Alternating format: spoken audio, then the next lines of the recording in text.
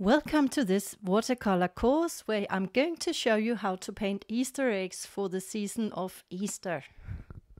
This exercise can help you to make little cozy cards you can give away, or you can paint little paintings when you first get the techniques. So this picture, I will show you how to paint these Easter eggs. If you saw my previous video, it was about how to paint the leaves and the background. So in this video, we're going to focus on how to paint the little eggs.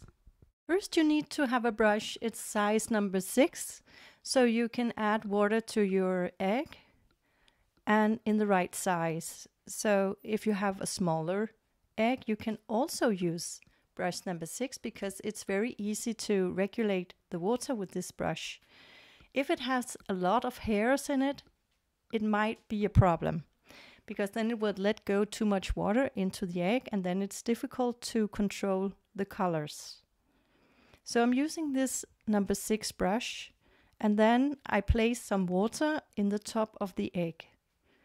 Then I add some color to my brush and I add the color to the paper. When the color meets the water, it will be transported around into the egg. And I'm using my hand to show the color the way.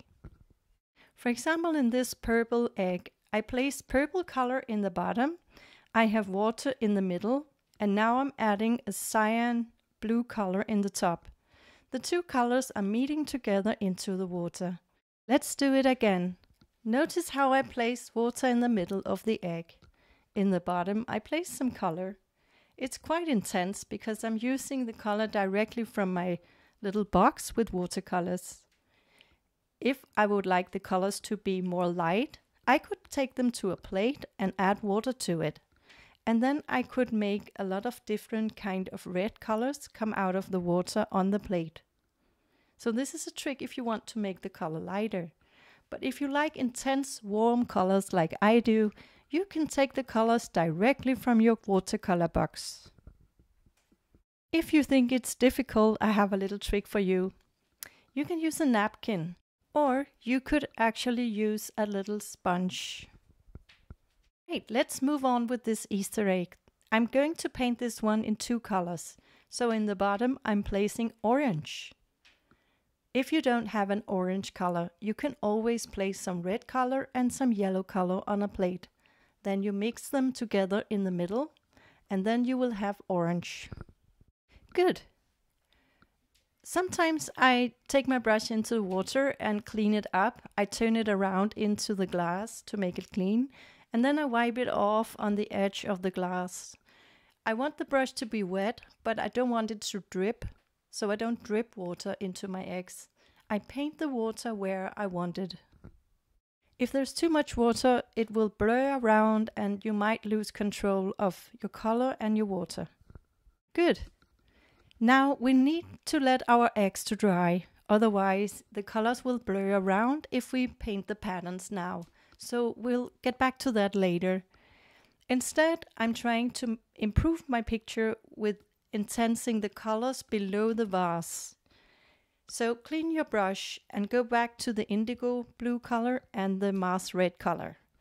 Then you add a little water below the vase and you can play with shadows or add more color to your bottom of the picture so that the vase will stay grounded on a table. Finally, I also do a little trick here. I take some of the brown color and I add it below the plant. So it looks like there might be some kind of depth into the vase, and I'm adding a little dark color down here now. But we are not done yet. Now I will go back to the green color, and our green leaves, they are dry, so I can put an extra layer on top of these leaves. And in this part of the video, I have a little trick for you. This time I'm not adding too much water on it, because then my paper will start having troubles to absorb all the water and all the colors. So I'm actually mixing up my color on a plate, and then I add colors combined with water on top of the other colors, and they will get darker. So while you're painting your leaves and make them darker, you might wondering when is the right moment to stop.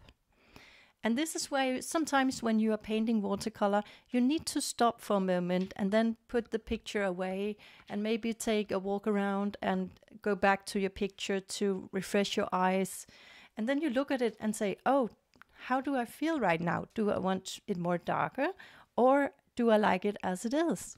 Because if your picture is like perfect for you, then you should stop and move on with less leaves than I'm doing right now.